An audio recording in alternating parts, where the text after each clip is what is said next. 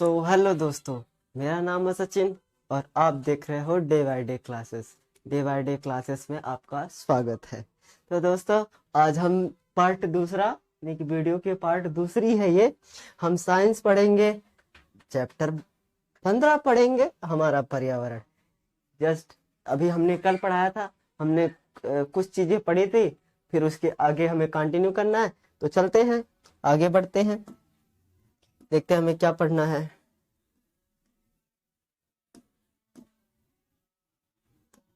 हाँ, हमने यहाँ तक पढ़ा था कि अजैव निम्नीकरण क्या होता है। ठीक है, हमने फिर से एक बार परिभाषा हम देख लेते हैं कि वह पदार्थ जो जैविक प्रक्रम द्वारा अपघटित नहीं होते। हमने कल भी पढ़ा था यही चीज, आज मैं फिर से एक बार बता दे रहा हूँ कि अजैव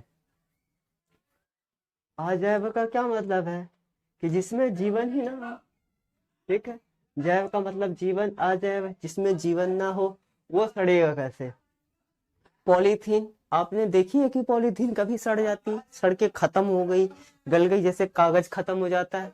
कागज को पानी में डालो तभी खत्म हो जाता है, वो गल जाता है। और कुछ टाइम के लिए अगर उसे रख दिया जाए तो धीरे धीरे मिट्टी में कन्वर्ट हो जाता है ना। ऐसे ही भी ढेर सारी फल सब्जियां, फ्रूट्स, सारी चीजें है ना जो सड़ जाती हैं। लेकिन अभी हम बोल दें कि प्लास्टिक हो जाए, शीशा हो जाए, बोतल, पॉलीथीन की झिल्लियां जो बोलते हो आप, जो बाजार से लाते हो, ये सारी चीजें सड़ती है कभी? कभी नहीं सड़ती, ये काफी समय तक पड़ी रह जाती हैं। फिर उसके बाद जाके ये डैमेज केवल होती है कि अगर फाड़ोगे तो जल्दी से फट जाएंगे, और इसमें कुछ ज्यादा और कुछ नहीं होता। तो आपका सीधा सा मतलब इन्होंने कहा है कि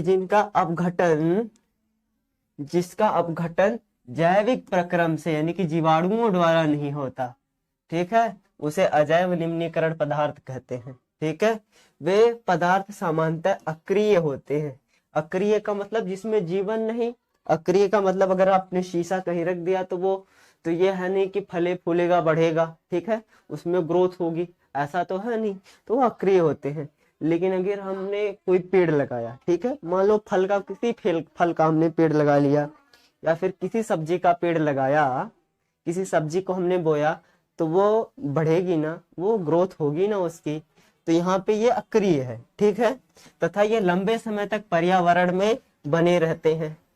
झिल्ली आप फेंक दो तो वो कई साल तक पड़ी रहेगी, ठीक है, वो सड़ने वाली नहीं है। यहाँ पे इन्होंने ये बताया, अथवा पर्यावरण के अन्य सदस्यों को हानि पहुंचाती है। पर्यावरण के अन्य सदस्य, प्लास्टिक ह्यूमन के लिए तो बिल्कुल भी यूजफुल नहीं है। यूजफुल तो है लेकिन हानिकारक भी है। यूजफुल आप क्या कर सकते हो, अब उसे आप लेके आ सकते हो, सामान रख के लेके आ सकते, लेकिन खा नहीं सकते। अभी उसको जला दो तो अब उसके धुएं में अगर आप कुछ दिन रह जाओगे ना तो टीबी हो जाएगी, दमा हो जाएगा। तो ये सारी कंडीशन ये हमारे लिए बहुत ज्यादा हानिकारक भी है, ठीक है। और इसके उदाहरण है शीशा, प्लास्टिक की बोतल, पॉलीथीन, ठीक है। बात समझ में आई सबको? चलते हैं आगे। हमने ये चीज कल पढ़ी थी, फिर से हमने एक बार रिवीजन करा दिया। आगे चलते हैं, आगे देखते हैं। अजैव निम्नीकरण, अजैव निम्नीकरण के पदार्थों के गुण, ठीक है। अजैव निम्नीकरण पदार्थों के गुण, जो वो पदार्थ होते हैं जो कभी सड़ते गलते नहीं, प्लास्टिक, शीशा और प्लास्टिक की बोतलें, इन सब की खासियत क्या है, पदार्थों के गुण क्या है, ठीक है, उसको हम जानेंगे। तो सबसे पहला पॉइंट यहाँ पर है, यह पदार्थ अक्रिय होते हैं, ठीक है। एक तरफ अगर हम सब्जी बोल दें, सब्जी हमारी बढ़ेगी, ठीक है, हमारी सब्जी बढ़ेगी, लेकिन हमारी सब्जी बढ़ेगी लेकिन ये प्लास्टिक वगैरह में कोई वृद्धि विकास नहीं होता, ठीक है, तो ये अक्रिय है। दूसरा हम देखते हैं, उनका जैव अपघटन नहीं होता। जैव अपघटन हमने अभी पढ़ा था पीछे ही। जैव अपघटन का मतलब ये है कि जो वस्तुएं वायरस, बैक्टीरिया, वायरस, जीवाणु, विषाणु के द्वारा सड़ाई जाती हैं, उन्हें बोलते हैं जैव अपघटन होना, ठीक है, ठीक है, उसे जैव अपघटन होना बोलते हैं। और जो जिनको जीव नहीं सड़ाते, ठीक है, जिनको जीव यानी कि जीवाणु, विषाणु या फिर फंगस, ठीक है, ये सब नहीं सड़ाते, उसे बोलते हैं कि अपघटन होता ही नहीं, सीधी सी बात है, ठीक है। जिसको नहीं सड़ाएंगे तो बोलेंगे कि अपघटन ही नहीं हो रहा है, तो ये सड़ते नहीं है, सीधा सा मतलब है। तीसरा पॉइंट देखते हैं, यह लंबे समय तक पर्यावरण में बने रहते हैं। सही है, शीशा आप कई साल तक नहीं सड़ा गला सकते, इनका अपघटन ही नहीं होता, ठीक है। अपघटन नहीं होता तो ये सालों साल तक पड़े रहते हैं। चौथा पॉइंट है, यह पदार्थ पर्यावरण के लिए सबसे ज्यादा हानिकारक होते हैं। मोस्ट इंपोर्टेंट ये भी है, प्लास्टिक आपके किसी भी मतलब आपके हेल्थ के लिए किसी भी तरीके से यूजफुल नहीं है। अगर प्लास्टिक की बोतल में आप पानी भी पी रहे हो ना, वो सबसे बड़ी गलती है, आज से पीना बंद करो। हालांकि मैं भी पीता हूँ, क्या करूँ। तो ऐसी बात नहीं है कि मतलब उसमें पानी रखना, ज्यादा समय तक रखना भी अच्छा नहीं है। इसके लिए इसी वजह से तो सारे लोग अब ज्यादा से ज्यादा लोग कॉपर्स का यूज करते हैं, ठीक है। तो ये हानिकारक है। और फिर उसके बाद पन्नी में गर्म चाय नहीं लानी चाहिए, ये भी है कि गर्म चाय तुरंत ही हीट रिलीज करती है ना, तो हीट के साथ वो भी पन्नी पतली सी होती है, कितनी जान रहेगी आपको पता ही है, वो गल के आपके चाय में मिलने लगती है। तो इस वजह से ये हमारे सेहत के लिए कहीं से हानिकारक नहीं। अगर हम प्लास्टिक को जला दें तो उसका धुआं काला सा निकलता है, CO2 भर भर के होता है उसमें। CO2 हमें जरूरत ही नहीं, हमें तो जरूरत है ऑक्सीजन की, ठीक है। तो चलते हैं, हमारे सेहत पर्यावरण सबके लिए हानिकारक है। फिर उसके बाद आगे चलते हैं, देखते हैं क्या है। अजैव निम्नीकरण से पर्यावरण को नुकसान। अजैव निम्नीकरण से पर्यावरण को क्या नुकसान होता है, इसके बारे में हम देखेंगे। चलते हैं, पहले देखते हैं पहला नंबर का क्या है। प्लास्टिक जैसे पदार्थ को खा लेने से जानवरों की मृत्यु हो जाती है, ठीक है। एक खास बात इसमें बहुत अच्छे से समझ लेना कि कभी भी किसी जानवर को अगर खाते देखना प्लास्टिक, तो उसे तुरंत मना करना किसी भी कीमत पे। क्योंकि अगर ये खा लेंगे प्लास्टिक को ना, तो वो आंतों में जाके उनके कहीं ना कहीं फंस जाएगी, और फंसने के बाद आपको पता है वो कुछ भी खाएंगे, उनका डाइजेशन सिस्टम बेकार होने लग जाएगा। प्लास्टिक फंसी है भाई। और अगर कभी भी किसी जानवर को आपको खाना देना है, तो उसे आप कोशिश करना कि कागज में देना, पेपर में देना, ठीक है, ना कि ले जाके पन्नी में बांध के दे देना। क्योंकि उसी लालच में ये लोग पन्नी भी खा जाते हैं, क्योंकि इनके पास तो हाथ तो है नहीं कि पन्नी को तोड़ लेंगे ना छोड़ लेंगे फिर उसके बाद खाएंगे, है ना। तो इनके पास ऐसी कोई सुविधा नहीं है, ये पन्नी ही खा जाते हैं लालच की वजह से। और ये बाद में क्या होता है, ये मर जाते हैं, ठीक है, ये मर जाते हैं। तो ऐसी गलती आप मत करो, हमारा भी तो कर्तव्य है, ठीक है। पर्यावरण को हमें ही बचाना है, हमें ही बचाना है, ठीक है। तो प्लास्टिक खाने से इनकी मृत्यु हो जाती है, तो अवॉइड, प्लास्टिक को अवॉइड करो। नाले नालियों में प्लास्टिक की वस्तुएं अवरोध का काम करती हैं। ये भी बात सही है कि अगर नाले में आप वो जो डिस्पोजल होता है उसको फेंकते जाओ, पता चलेगा कि नाली ही जाम हो गई, फिर वो लकड़ी लो फिर उसको साफ करो, ऐसे होता है। तो अवरोध का काम करेगा तो नालियां भरेंगी तो उसमें जाहिर सी बात है कि मच्छर तो पनपेंगे। मच्छर हमारे लिए कहाँ से काटेंगे, डेंगू हो जाएगा, भर्ती हो जाओगे। तो कहीं से भी मतलब कि हर जगह पे नहीं, जहां समझ में आए फेंको, ऐसा नहीं करना है। प्लास्टिक अवॉइड करना सबसे ज्यादा, ठीक है। चलते हैं, तीसरा देखते हैं, मृदा प्रदूषण भी बहुत बढ़ता है। मृदा प्रदूषण, मृदा का मतलब समझते हो, मिट्टी का प्रदूषण। अगर प्लास्टिक कहीं भी एक जगह पे बहुत दिनों तक पड़ी रह जाए, तो वहां की जो मिट्टी होती है वो उपजाऊपन उसका कम होने लगता है, ठीक है, उसकी उर्वरा शक्ति खत्म होने लगती है।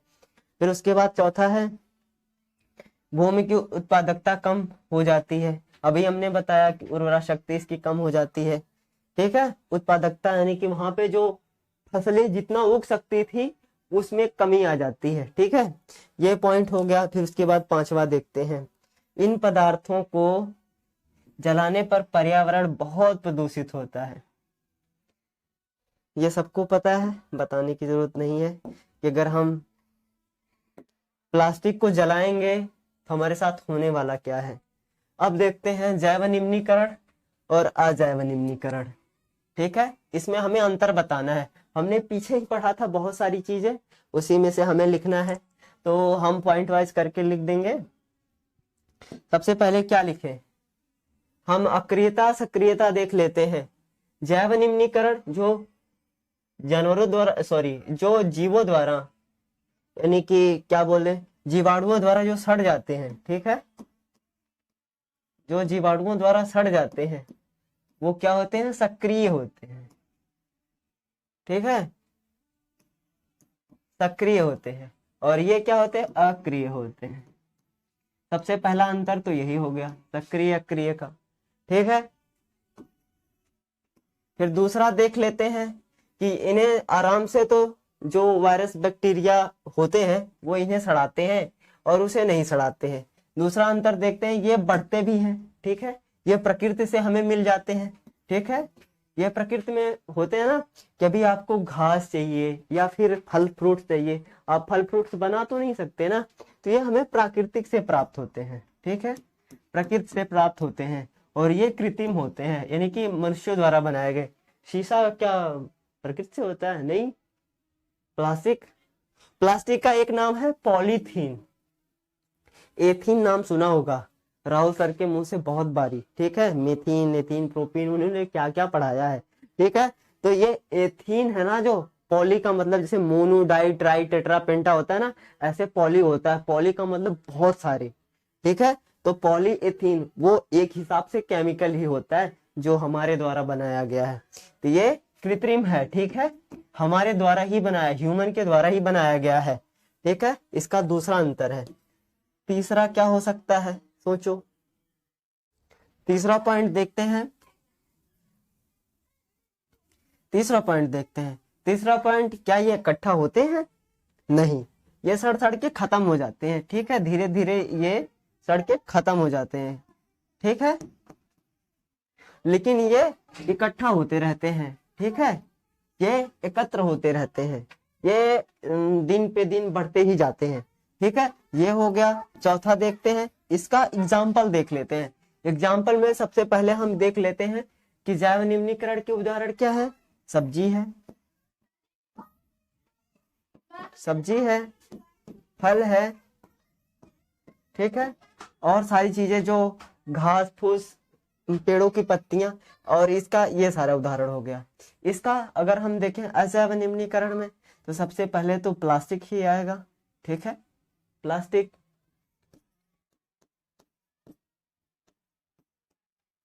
प्लास्टिक आ गया, फिर उसके बाद शीशा आ गया, ठीक है, ये सारी चीजें आती हैं, ठीक है, तो ये सारी चीजें हो गई। चलते हैं इसके आगे, देखते हैं इसके आगे क्या है। इसके आगे है पारितंत्र, इकोसिस्टम, ठीक है, हम चलते हैं इकोसिस्टम को देखते हैं कि इकोसिस्टम क्या होता है।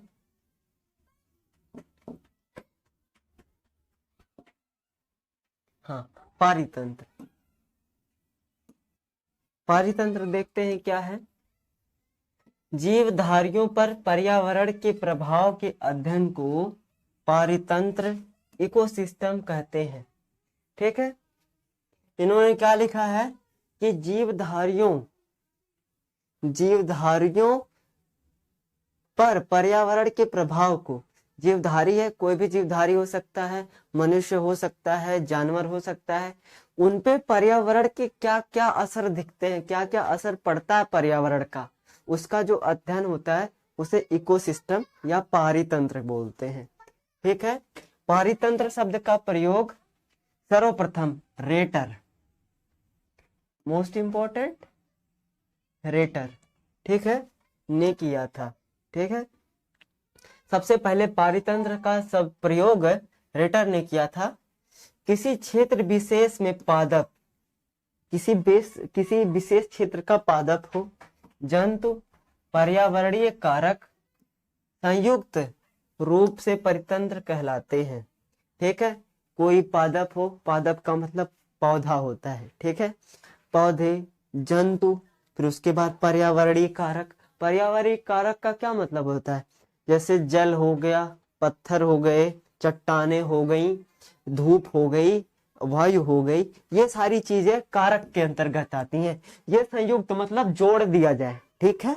हमने पादप को जोड़ा, जंतु को जोड़ा, पर्यावरणीय कारण को जोड़ा, इन सबको हमने जोड़ा, तो ये जो बना है ये पारितंत्र, इसको हम पारितंत्र बोलते हैं, इन्होंने ये बताया है। अतः एक पारितंत्र में सभी जैविक घटक या अजैविक घटक होते हैं। जैविक घटक, अजैविक घटक अभी हम आगे पढ़ेंगे। जैविक का सीधा सा मतलब समझो, जैविक वो होते हैं जिनमें जीवन होता है, ठीक है, जैसे पेड़ पौधे, ठीक है, जैसे पेड़ पौधे और फल फ्रूट्स।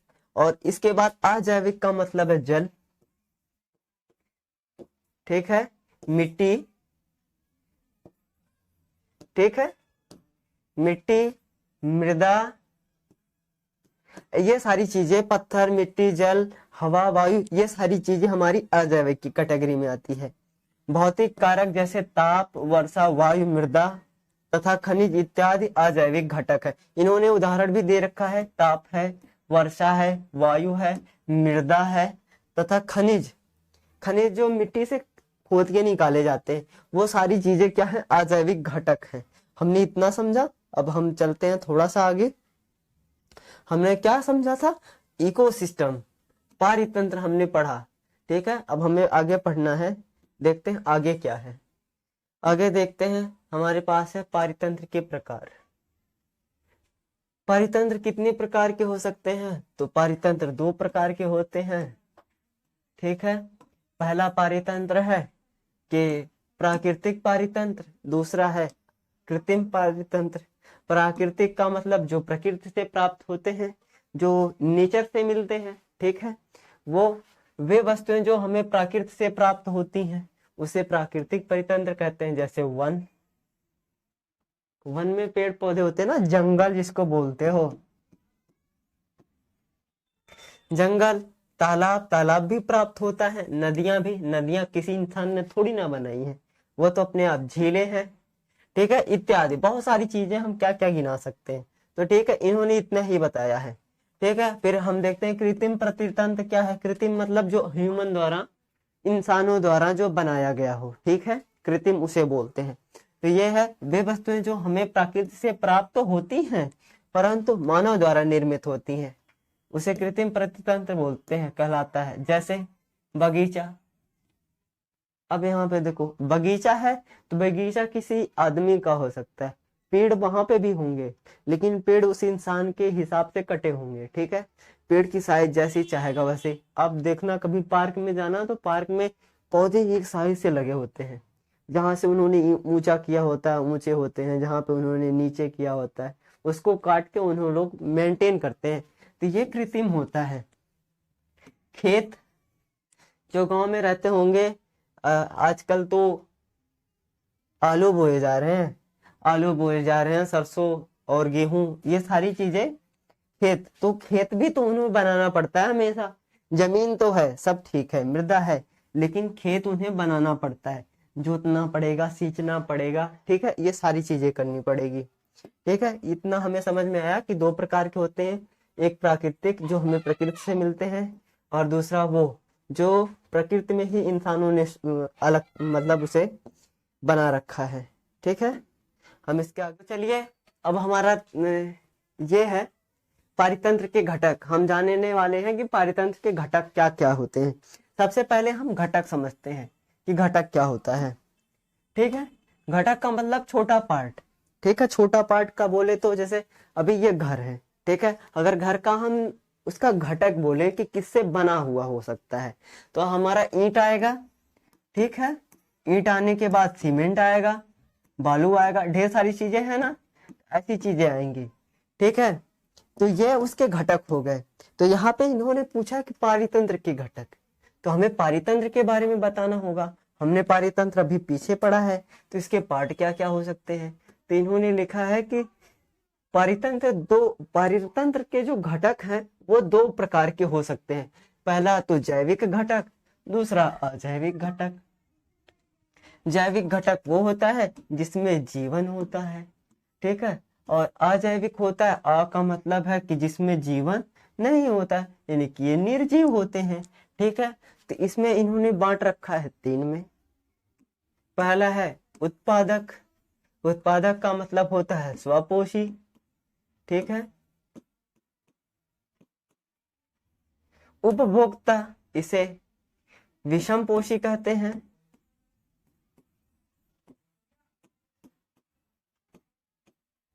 इसे विषमपोषी कहते हैं, ये अपघटक है। इसे परपोषी कहते हैं, ठीक है। इसे परपोषी कहते हैं, ठीक है। उत्पादक वो होते हैं जैसे पेड़ पौधे, ठीक है। पेड़ पौधे क्या करते हैं कि पेड़ पौधे जमीन से H2O ले लेते हैं और इन्वायरमेंट से वो कार्बन डाइऑक्साइड ले लेते हैं और अपना भोजन बना लेते हैं। अपना भोजन क्या बनाते हैं, ग्लूकोज बनाते हैं, ठीक है, C6H12O6, और ऑक्सीजन रिलीज कर देते हैं और पानी भी रिलीज कर देते हैं, ठीक है। इतनी सारी चीजें ये कर लेते हैं। इन्होंने क्या लिया कि जड़ से इन्होंने ये ले लिया, पानी लिया और इधर लिया, ठीक है। तो ऐसे इनका वो होता है। अब यहाँ पे देखते हैं अजैविक कारण। अजैविक कारक के, अजैविक घटक के इन्होंने 2 भागों में बांटे, ठीक है। पहला भौतिक कारक, इसमें जीव नहीं है तो यहाँ पे इन्होंने कारक बोल दिया, ठीक है। अजैविक घटक के 2, भौतिक कारक और रासायनिक कारण, ठीक है। भौतिक कारक में तापमान, आर्द्रता, प्रकाश,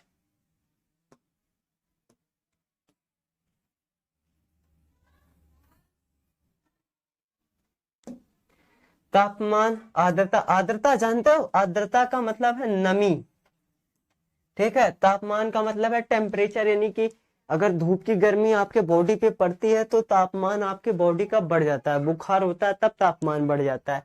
तो तापमान आप सारे लोग जानते हो, ठीक है। गर्मी इससे सीधा मतलब है। प्रकाश, उजाला, है ना। वायुमंडलीय दाब, दाब का भी आपको पता होगा, दाब प्रेशर को बोलते हैं, ठीक है। और स्थलीकरण, स्थालीकृत है, ठीक है ये, ठीक है। इधर देखते हैं रासायनिक कारक। रासायनिक कारक में ये 2 चीजें दे रखा है। ये क्या आ गया, हाँ, ये देख रखा है कि इसमें भी इसने इसे 2 भागों में बांटा। पहला अकार्बनिक घटक, दूसरा कार्बनिक घटक, ठीक है। तो कार्बनिक, अकार्बनिक घटक में जिसमें कार्बन नहीं होते, सीधा सा मतलब है। तो यहाँ पे इन्होंने जल बताया, मिट्टी बताई, खनिज, चट्टाने, वायुमंडलीय गैस, ठीक है। इतनी सारी चीजें बताई। फिर कार्बनिक में इन्होंने क्या बताया कि प्रोटीन, कार्बोहाइड्रेट, वसा। ये कार्बनिक, जिसमें कार्बन पाया जाता है तो प्रोटीन में कार्बन पाए जाते हैं, सबको पता है, ठीक है। कार्बोहाइड्रेट में भी पाए जाते हैं, वसा में भी पाया जाता है, फैट में भी, ठीक है। आपने पढ़ा होगा राहुल सर से, सैचुरेटेड फैट्स एंड अनसैचुरेटेड। कार्बनिक यौगिक में, हाइड्रोकार्बन में ही तो पढ़ा था, ठीक है। तो कार्बोहाइड्रेट भी पढ़ा होगा, जैसे कार्बोहाइड्रेट में अभी जो हमने बोला था ना कि सुक्रोज, माल्टोज, ग्लूकोज, फ्रक्टोज, ये सारी चीजें हमारी कार्बोहाइड्रेट में आती हैं। और प्रोटीन का तो आपको पता ही है, जो अंडे में पाई जाती है और चिकन में पाई जाती है। तो ऐसे है, ठीक है। ये सारी बातें सबको समझ में आई होगी। आगे चलते हैं, आगे क्या है देखते हैं। जैविक घटक, जैविक घटक, ठीक है। बायोटिक कंपोनेंट, ये 3 प्रकार का हमने अभी पढ़ा। उत्पादक, उपभोक्ता, अपघटक। उत्पादक वो होते हैं जो अपना भोजन खुद बनाते हैं, पेड़ पौधे। अभी हमने समझाया ना कि पेड़ पौधे होते हैं, पेड़ पौधों पे सूर्य का प्रकाश पड़ता है, ठीक है। सूर्य का प्रकाश पड़ता है और ये जमीन से अपना जल खींचते हैं। खींचने के बाद ये अपने इन्वायरमेंट से CO2 ले लेते हैं और फिर उसके बाद अपना भोजन बना लेते हैं। उपभोक्ता क्या करते हैं कि आके इसको खा लेते हैं, है ना।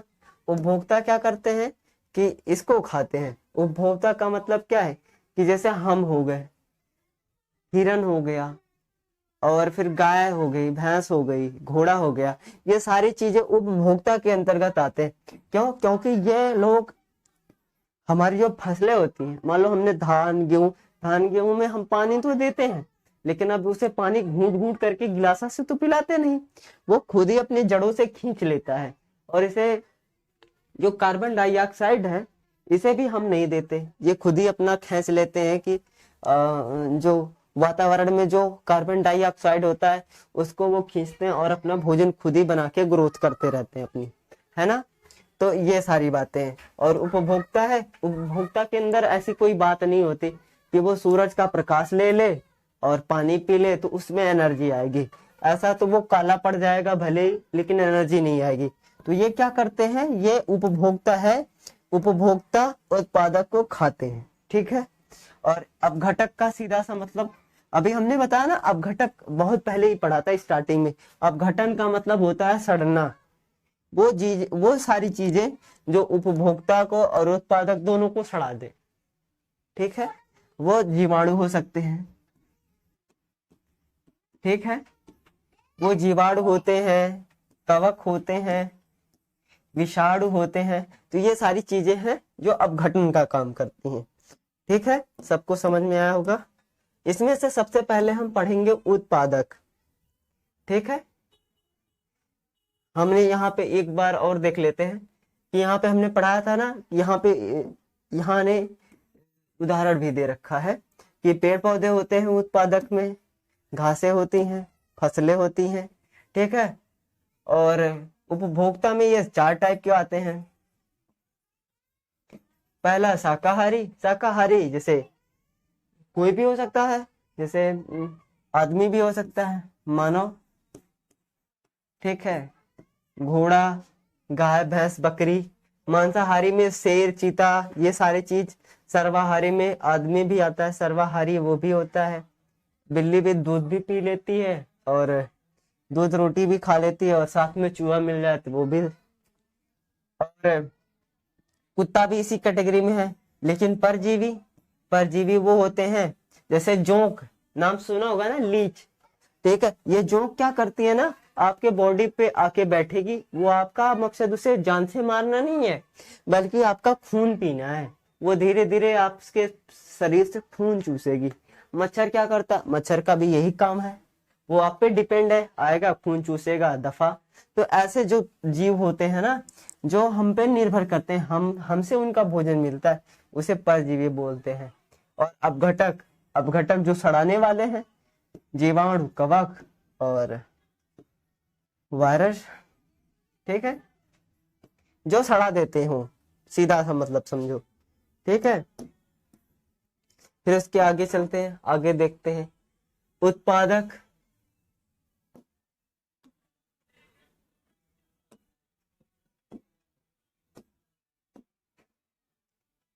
उत्पादक या स्वपोषी वह जीव जो सूर्य के प्रकाश की उपस्थिति में, वह जीव जो सूर्य के प्रकाश की उपस्थिति में, वह जीव जो सूर्य की प्रकाश की उपस्थिति में, नोट कर लो, याद कर लो, रट कर लो, उपस्थिति में कार्बन डाइऑक्साइड तथा जल का उपयोग करके अपना भोजन बनाते हैं, उन्हें उत्पादक व स्वपोषी कहते हैं। यहाँ पे इन्होंने देखो फार्मूला दे रखा है कि वो यही फार्मूला यूज होता है।